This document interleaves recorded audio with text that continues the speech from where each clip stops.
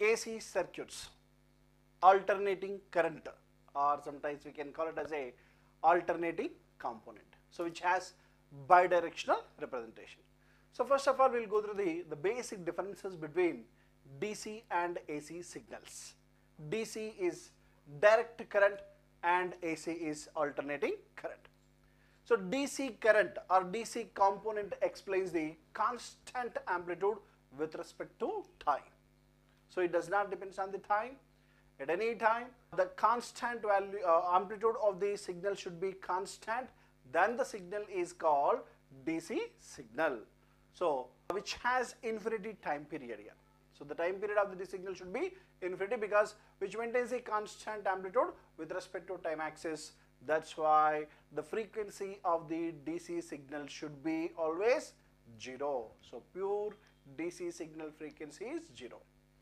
And also which gives your unidirectional representation, one direction only. The direction is always according to the voltage analysis, we have to take higher potential to lower potential, that is conventional current direction. So the direction is from positive to negative, or if those are electrons, then it prefers it starts from negative to positive also. So if the amplitude of the any signal is constant with respect to time axis, and if it is follows the unidirectional representation, then it is called a DC signal. So DC signals general representation should be like this: DC, direct current, or sometimes we can call it as a direct component. So with respect to time axis, this is time axis, positive time axis and negative time axis. This gives the amplitude. So the amplitude of the signal is constant with respect to time axis. It should be like this. It should be like this. So at t is equal to 0, t is equal to 0, it has A amplitude, and t is equal to 1, it has A amplitude. T is infinity, it has A amplitude, and t is minus infinity, it has A amplitude. So which maintains a constant amplitude. These type of signals are called DC signals. So and the direction is only one direction, either positive direction or negative direction. So here I have wrote the magnitude is positive, then it follows the positive direction. So it should be always unidirectional. It should be always unidirectional. This is another important point here. And what is the time period of the DC signal? The time period of the DC signal should be infinity, right? So because it maintains the constant amplitude from minus infinity to plus infinity, so we can write the time period is infinity here. If the time period is infinity, then the frequency, what is frequency? Frequency is nothing but 1 by time period, 1 upon time period, reciprocal time period, right? So 1 by t, 1 by infinity becomes here how much? 0 hertz. A pure DC signal frequency is how much? 0 hertz. And sometimes we can call it as a pulsating DC signals also. Sometimes pulsating DC means internally it has frequency, but which follows the only one direction. So some other format of DC signals are like this. This is a pure DC signal, right? This is pure DC signal. And sometimes the available signals are pulsating DC signal, that should be like this.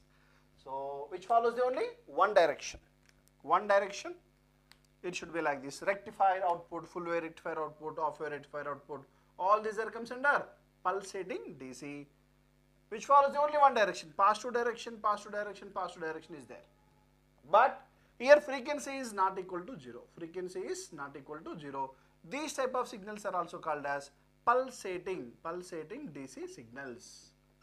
Pulsating DC signals, because which follows only one direction, either negative or only positive. Anyone it follows. These are some other format of the DC signal. So DC signal representation. Now our topic is AC circuits. So first of all, we will go through the AC signals. What are the general characteristics, general graphical representations of the AC signal? AC signal alternating component, which explains the bidirectional representation, which follows the bidirectional here. So bidirectional means in half of the time period it flows in one direction, and remaining half of the time period flows in other direction. So which follows the both positive and negative, both directions. These type of signals are called AC signals. So the standard AC signal is always, we're taking this is sinusoidal signal. It should be like this. So which has two directions, positive direction and negative direction, positive direction, negative direction. That means half of the time period it flows in one direction. So if it is clockwise direction, and remaining half of the time period flows in anti-clockwise direction, opposite to the direction. So these type of signals are called AC signals, which has some time period. So this time period is T, capital time period. But here time period is so much, infinity, but here it has time period. With this time period internal it has frequency, that frequency is 1 by T.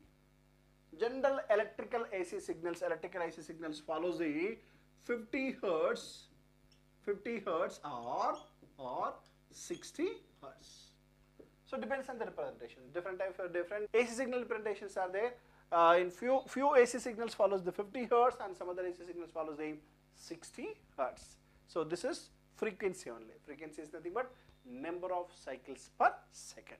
So in this case, if the signal has frequency, those type of signals are called AC signal, and which maintains the bidirectional representation.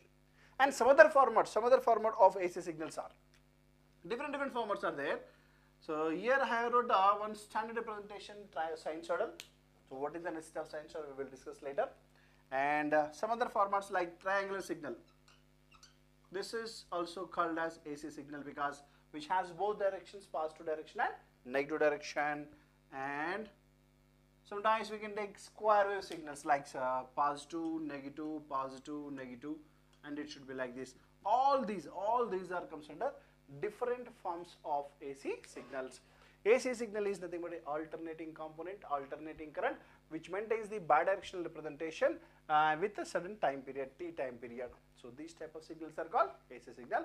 Here in this I have explained the simple differences between DC and AC signals.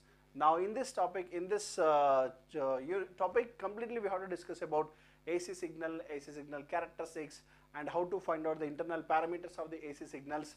And if the AC signals are connected to the passive element, then what is the relation between the voltage and current in passive elements? All this we have to discuss here. So please take this.